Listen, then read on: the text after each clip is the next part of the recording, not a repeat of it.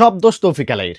তৌফিক আলাই লোকজন ধইরা দেশে পাঠায় দিতেছে, তৌফিক আলাই অবৈধ লোকদেরকে হেল্প করতেছে, তৌফিক আলাই অবৈধ লোকদেরকে কাজ দিতেছে, তৌফিক আলাই অবৈধ লোকদেরকে বক্কার সিস্টেমে দেশে পাঠিয়ে দিচ্ছে। মানে সব দোষ আমার। আর সৌদি আরবে অন্য কেউ কোনো কিছু করতেছে না। আমি সবসময় সৌদি আরবের আইনের প্রতি শ্রদ্ধাশীল, সৌদি আরবের আইনকে ভালোবাসি। সৌদি আরবের আইন যদি প্রতিদিন আপডেট করা হয় এরপরও আমি খুশি, কারণ আমি নিজেও সৌদি আরব প্রবাসী। এখন বাংলাদেশি অনেক প্রবাসী ভাই আছে সৌদি আরবে অবৈধভাবে আছে।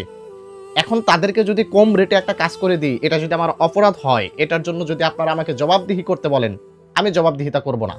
আমি মনে করতেছি এটা আমার অপরাধ না। আপনি খেয়াল করে দেখেন সৌদি আরবে যারা খেদামাত মক্তব সংক্রান্ত কাজ করে, কোন ব্যক্তিটা এই কাজগুলো করে না? কোন ব্যক্তিটা? আপনি অস্তা সিস্টেমে এক্সিট লাগিয়ে দিতেছেন, এটা কি অবৈধ না? অবশ্যই আপনি অবৈধ কাজ করতেছেন। এখন এই অবৈধ কাজের বিনিময়ে আপনার একজন বাংলাদেশি প্রবাসী ভাই সে বৈধ সিস্টেমে দেশে চলে যেতে পারতেছে, তাহলে আপনি অবশ্যই একজন বাংলাদেশি ভাইয়ের উপকার করলেন। আমি মক্কা সিস্টেমে যদি একজন ভাইকে দেশে পাঠিয়ে দেই, সে যদি অল্প খরচে দেশে চলে যায়, এটা কি ওই ভাইটির জন্য উপকার হলো না? আপনি আমাকে এরকম রেকর্ড দিতে পারেন যে ভাই অমুকের টাকা নিয়ে আমি কাজ করে দিইনি, সেই টাকাটা আমি আত্মসাৎ করছি, তাহলে আমি বুঝে নিতাম যে ভাই আপনি অপরাধী। কেউ যদি আপনাকে কমপ্লেন করতো যে ভাই তৌফিক আলাইকে আমি 2000 রিয়াল দিছি এক্সিটের জন্য, তারা এক্সিটটা করে দেয়নি এবং টাকাটাও রিটার্ন দেয়নি, আমাকে 1 বছর ধরে ঘোরাচ্ছে, তখন আপনি বলতে পারেন যে আপনি অপরাধী, আপনি মানুষের টাকা নিয়ে আপনি টাকাটা রিটার্ন দেননি। কিন্তু এখন আমাকে নিয়ে যারা পাইতারা করতেছেন, আমি জানি আপনারা চাচ্ছেন যে আমি রিয়াদের ভিতরে সুষ্ঠু এবং সুন্দরভাবে বিজনেস না করি, কিন্তু আমি তৌফিক আলী অবশ্যই সেখানে ঢুকেছি। অবশ্যই আমার সাথে কোনো না কোনো ব্যক্তিরা আছে যার কারণে আমি সাহস নিয়েই কিন্তু ঢুকেছি। মাথায় রাখবেন, আমি যেসব কাজ করতেছি বাংলাদেশি প্রবাসী ভাইদের উপকারের জন্য করতেছি।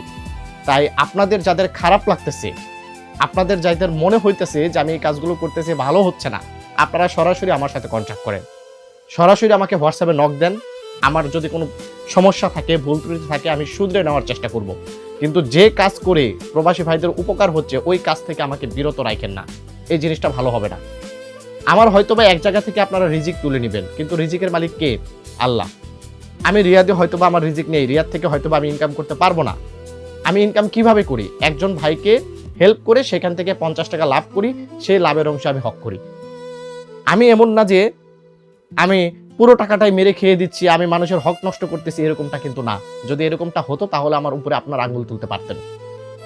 তাই অনুরোধ করতেছি, যারা এই কাজগুলো করতেছেন, যদি আমার ভুল ত্রুটি হয়ে থাকে ক্ষমার দৃষ্টিতে দেখে আমাকে সরাসরি প্রশ্ন করুন, সরাসরি আমার সাথে কথা বলুন, আমার ভুলগুলো আমি শুধরে নেওয়ার চেষ্টা করব। ভালো থাকবেন, অনুরোধ করতেছি সকলে ভিডিওটিকে শেয়ার করে দিবেন। আসসালামু আলাইকুম।